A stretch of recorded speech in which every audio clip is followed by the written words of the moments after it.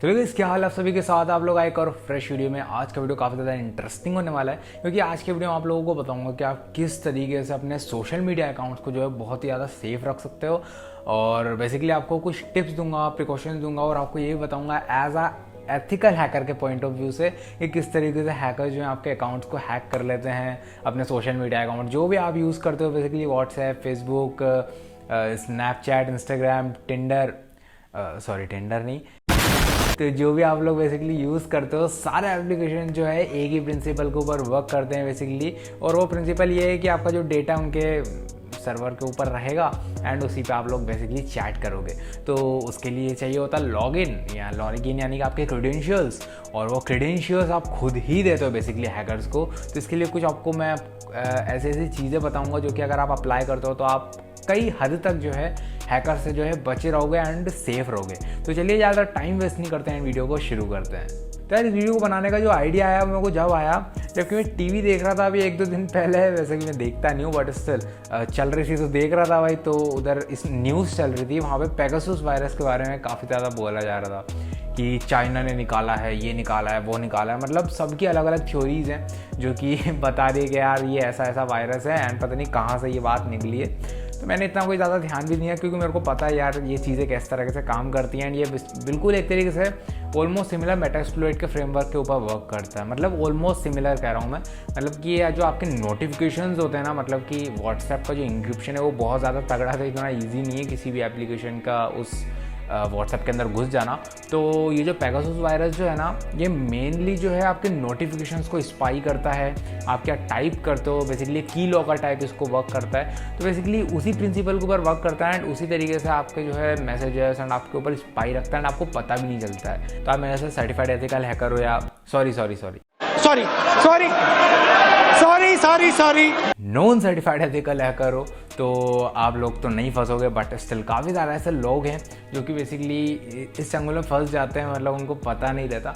तो अगर आपके जैसे मेरे जैसे लोग हैं, जैसे कि नॉर्मल बंदे, तो हम लोग जो है पता किस तरीके से कर सकते हो। तो बेसिकली क्या है, आप अपने फ़ोन के अंदर कोई भी बाहर से एप्लीकेशन डालते हो ना, जब बाहर से एप्लीकेशन डाउनलोड करते हो अननोन सोर्स से, जैसे कि आपको कोई मूवी का ऐप डाउनलोड करना है, कुछ भी करना है, तो उसके अंदर ये चीज़ जो है इंटीग्रेट यानी कि बाइंड कर दी जाती है एंड उसको आप इंस्टॉल कर लेते हो। आपको जाने अनजाने में पता नहीं चलता, वो बैकग्राउंड में चलता रहता है।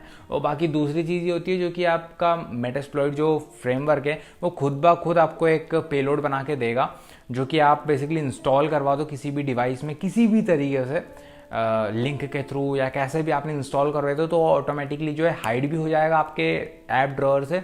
वो सिर्फ दिखेगा सेटिंग्स के अंदर, आप जाओगे ना एप्लीकेशन के अंदर तो वहीं पर दिखेगा, अदरवाइज नहीं दिखेगा।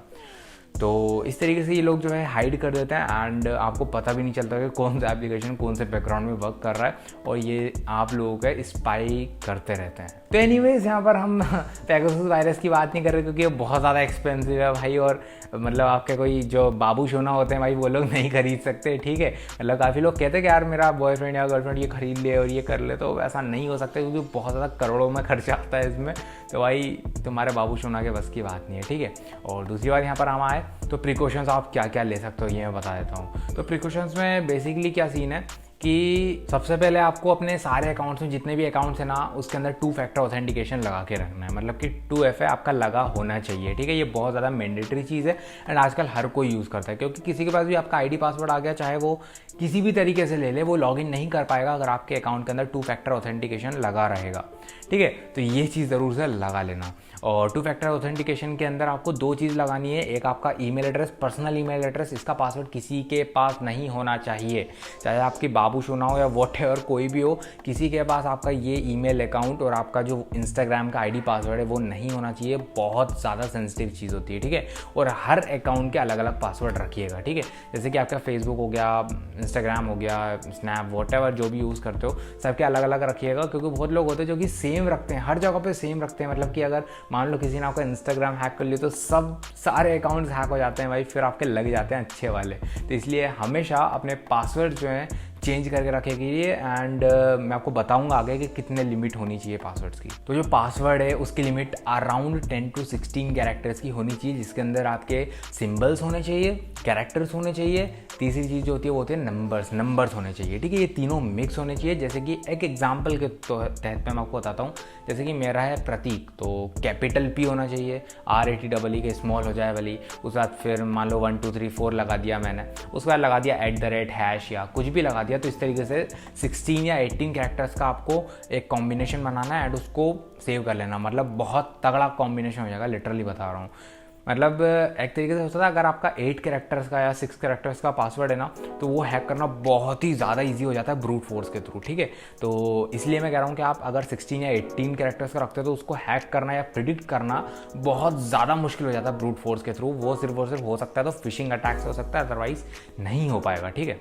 और आप कहेंगे कि फिशिंग अटैक क्या कर रहा है, मतलब मछली पकड़ रहे हैं क्या? तो नहीं, ऐसा नहीं है। फिशिंग अटैक यानी कि बेसिकली आपको एक लिंक भेजी जाती है, जैसे कि मान लो मैंने आपको लिंक भेजी, आप उसके ऊपर क्लिक करोगे तो आपको एग्जैक्ट इंस्टाग्राम या फेसबुक जैसा आपको एक क्लोन वेबसाइट बना के मैं दूंगा।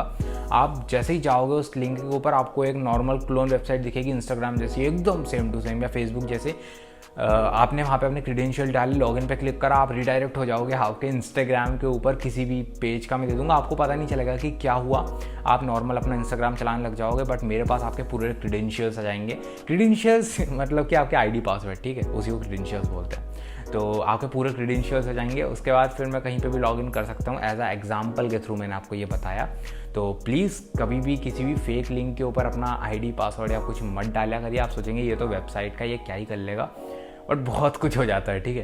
तो ये बात ज़रूर से ध्यान रखिएगा। फिर उसके बाद जो लास्ट चीज़ आती है ना, मतलब जो नॉर्मली हैकर्स करते हैं, वो है मेटास्प्लॉइट यानी कि एक बहुत बड़ा टूल है जो कि एथिकल हैकिंग के अंदर काम आता है, बट काफ़ी लोग उसका बुरा इस्तेमाल भी करते हैं।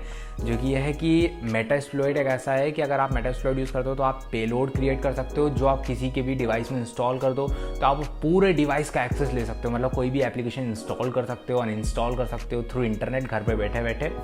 इसके अंदर एलपोर्ट होता है। एलहोस्ट और एलपोर्ट जो है बेसिकली आपका IP एड्रेस और आपका पोर्ट नंबर होता है, जिसके थ्रू अगर मेरे को भी मिल जाए ना तो मे भी उसको जो है आपके डिवाइस को जो है हैक कर सकता हूँ। काफ़ी ज़्यादा इजी हो जाता है, या किसी एक हैकर को मिल जाए तो वो भी जो है आपके डिवाइस को एक्सेस कर सकता है। बट स्टिल अगर आप कहीं और से एप्लीकेशन इंस्टॉल नहीं करते हो तो कोई दिक्कत ही नहीं है यार, और एकदम मस्त बच रहते हो, कोई दिक्कत की बात नहीं है। अब यहाँ पर देखो बात करते हैं कि मान लो अगर आप हैक हो चुके हो तो आप क्या क्या कर सकते हो, ठीक है।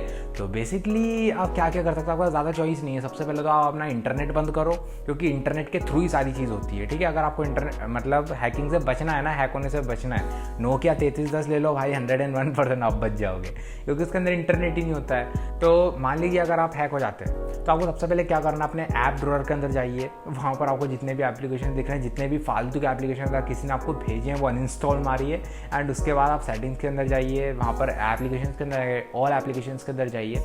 वहाँ पर आपको सारे के सारे एप्लीकेशन की लिस्ट मिल जाएगी। वहाँ पर से सिलेक्ट करिए कि कौन कौन सा एप्लीकेशन आपके काम के, बाकी जो नहीं है वो उड़ा दो भाई, डिलीट कर दो। सिस्टम ऐप्स रहने देना। बेसिकली ज़्यादातर जो ऐसे हैकर्स होते हैं वो माई एक्टिविटी या माई डिवाइस या वेब सर्विस इस तरीके से नाम रखते हैं। तो ऐसा अगर कुछ भी नाम दिखे ना तो उड़ा मारना, ठीक है। अगर वो अनइंस्टॉल हो रहा हो तो कर देना। जितने भी सिस्टम ऐप्स होते हैं वो अनइंस्टॉल नहीं होते, उस पर रिस्ट्रिक्शन लगी होती है अगर आपका फ़ोन रूट नहीं है तो, ठीक है। तो ये बात चीज़ याद रखना। और बस यार यही चीज़ है, अगर आप ये सारी चीज़ें याद रखते हो ना तो आप एकदम मस्त बिंदास यार बिना हैक के रह सकते हो। और ये मैं अपने खुद के एक्सपीरियंस से बता रहा हूँ, क्योंकि मेरा आज तक कोई अकाउंट, कोई ईमेल एड्रेस, कुछ भी आज तक हैक नहीं हुआ है। तो उसके एक्सपीरियंस के बेसिस पे बता रहा हूँ कि यार हाँ, आप सेफ रहोगे और रहने चाहिए यार। जितने मैंने पॉइंट्स बताए हैं वो सारे देख के, और जितने भी मैंने चीज़ें करी हैं आज तक, मैं एज एथिकल हैकिंग सीख रहा हूँ तो ऑब्वियसली मैंने सारी चीज़ें, ये सारी एक्सपीरियंस करी है, मैंने खुद भी टेस्ट करे हैं काफ़ी लोगों पे, तो मुझे पता है कि कैसी क्या चीज़ें काम करती है। तो व्हाटएवर, अगर आपको वीडियो पसंद आया हो तो लाइक कर देना, शेयर कर देना और चैनल को सब्सक्राइब कर देना। अगर इंस्टाग्राम के ऊपर देख रहे हो तो फॉलो कर लेना। बाकी अभी के लिए इतना ही। Thank you very much. Sayonara, bye.